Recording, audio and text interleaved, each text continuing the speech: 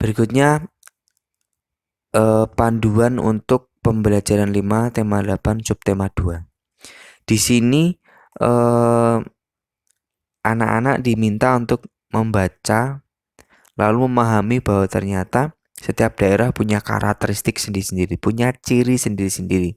Di sini yang ditekankan adalah punya ciri-ciri tari yang berbeda, punya karakteristik tari yang berbeda-beda. Setiap daerah punya ciri tari yang berbeda.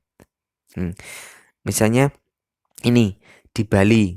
Nah, ini anak-anak diminta membaca dulu nggih. Lalu ini ciri-ciri gerak tari Bali. Tari Bali itu ciri-cirinya seperti ini. Ada energik, menekankan pada gerakan kepala, tangan, dan kaki. Tapi kalau tari di Sumatera itu menekankan gerakan kaki. Nah ini ada ciri-cirinya. Nah kalau kemarin saya bilang di pembelajaran berapa ya? 3 sepertinya. Kalau di Jawa itu nanti ya ini di sini. Kalau di Jawa nanti itu cirinya adalah biasanya kita lemah lembut, nggak ada gerakan Jawa itu, tari Jawa itu yang tegas, pasti ada lembutnya. Nah itu jadi ciri khas di sini. Tapi nanti nggih. Nah ini ternyata setiap daerah punya ciri-ciri tari sendiri. Nah ini anak-anak digiring lalu membaca dulu dari awal sampai ini. Lalu anak-anak diminta untuk menjawab soal-soal di sini. Nih, dari daerah mana, lalu apa tari-tari dari daerah kita. Kalau kita tidak tahu tari daerah Wonosari ya mungkin Gunung Kidul atau mungkin lingkup provinsi pasti ada. Kalau enggak ya Jawa, Jawa Tengah, DIY pasti ada. Lalu anak-anak dibimbing untuk mencari ciri atau keunikan atau karakteristik dari gerakan tari di daerah Jawa atau Jogja. Yang sudah saya sampaikan tadi mungkin salah satu contohnya gerakannya lembut atau mungkin dilihat dari pakaiannya. Oh, tapi ini gerak nggih. Kalau gerak berarti mungkin hanya itu lembut. Nah, itu. Jadi menekankan bahwa ternyata setiap daerah itu punya ciri masing-masing. Jadi itu tidak masalah dan itu malah perlu dihormati dan itu menjadi kekayaan bangsa Indonesia. Begitu. Itu untuk pembelajaran 5. Lalu di sini juga ada ayo berdiskusi. Nah, karena perbedaan itu ini Lani dan teman-teman memiliki keragaman berbeda. Nanti anak-anak suruh membaca dulu nggih. Dari yang ini.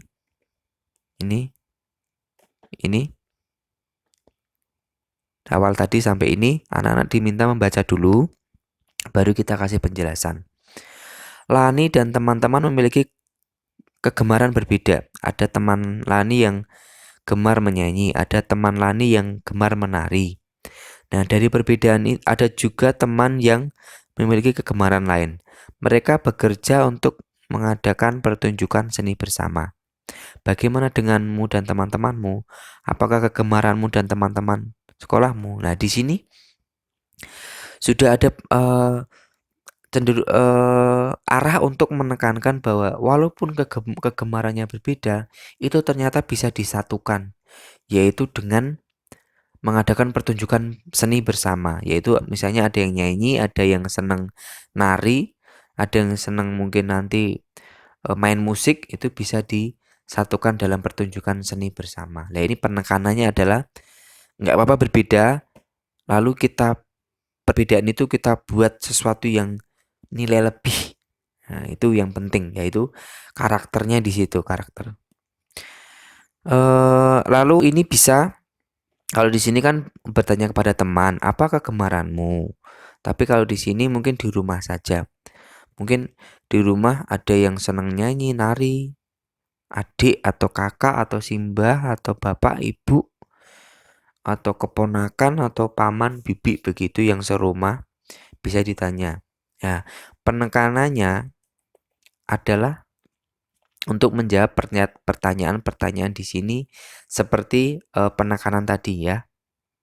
penekanan di sini bahwa berbeda tidak apa-apa, yang penting bisa disatukan begitu. Menanggapi perbedaan. Ini manfaat kegemaran bagi dirimu, kegemaranmu bagi dirimu. Misalnya kamu suka menyanyi, manfaatnya apa? Suka menyanyi itu manfaatnya apa? Nanti mungkin saat besar bisa menjadi penyanyi, atau mungkin untuk agar saat sedih bisa, saat nyanyi bisa senang begitu. Misalnya saya itu senang mendengarkan musik, atau senang main musik, atau mungkin senang nonton film, atau mungkin senang bermain dengan uh, anak. Itu berarti kan kegemaran saya itu, uh, kalau saya sedang suntuk, kalau saya sedang capek, itu saat melakukan kegemaran itu menjadi energinya ada lagi. Nah, itu bisa disampaikan ke anak, atau mungkin anak punya jawaban sendiri. Begitu. Mungkin nomor 2.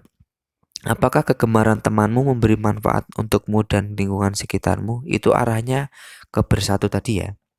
Jadi sebaiknya kegemaran itu perlu diolah agar bermanfaat bagi dirinya sendiri dan orang lain. Misalnya saat kita suka bernyanyi misalnya, atau suka menggambar, itu bagaimana agar bermanfaat bagi orang lain dan kita. Kalau kita mungkin sudah jelas ya, saat kegemaran itu kita lakukan, kita menjadi lebih semangat begitu. Kalau gambaran kita bagus, kita juga bisa memanfaatkan untuk menghibur orang lain, atau saat kita menyanyi bagus, kita bisa menghibur orang lain. Begitu nggih? Arahnya ke situ. Apakah kegemaranmu mengganggu orang lain? Bagaimana supaya kegemaranmu tidak mengganggu orang lain? Nah, ini perlu yang namanya agar anak-anak itu tidak egois. Misalnya nyanyi sak geleme dhewe, sak seru-serune dhewe, atau gambar, memaksakan gambar di tempat-tempat yang mungkin, atau mungkin memaksakan membeli peralatan menggambar. Itu kan berarti mengganggu kepentingan orang lain, kepentingan orang tuanya. Atau saat nyanyi itu mungkin terlalu keras. Nah, apakah anak-anak diminta untuk merefleksikan itu, merenungkan itu?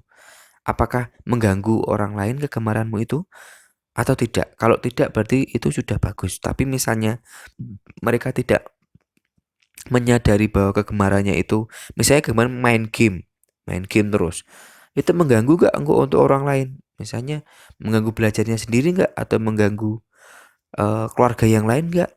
Misalnya, itu perlu penekanan, perlu penyadaran bahwa ternyata kegemaran itu bisa merugikan orang lain. Tapi anak-anak dinasihati agar tidak merugikan orang lain begitu.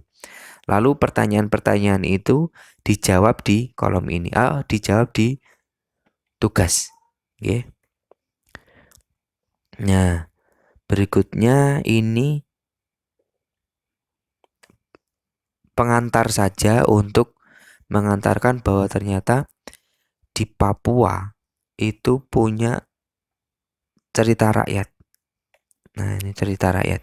Jadi nanti emang di tema 8 ini banyak cerita rakyat yang nantinya akan kita ambil tokohnya siapa, tokoh yang baik siapa, tokoh yang buruk siapa, antagonis, protagonis, tokoh utama, tokoh tambahan siapa, begitu nggih. Anak-anak dibantu untuk memahami bacaan ini. Lalu menuliskan, kalau ringkasan saya kira tidak penting, tidak perlu ya ringkasan. Mereka diminta untuk menjawab soal berikutnya saja. Ini tokoh-tokoh yang terdapat dalam cerita. Lalu apakah Chandra merupakan tokoh? Apa ini?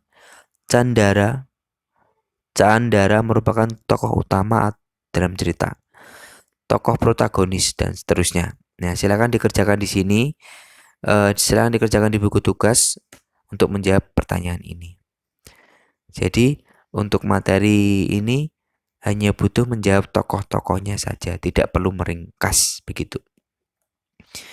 Demikian untuk panduan pembelajaran 5. Terima kasih.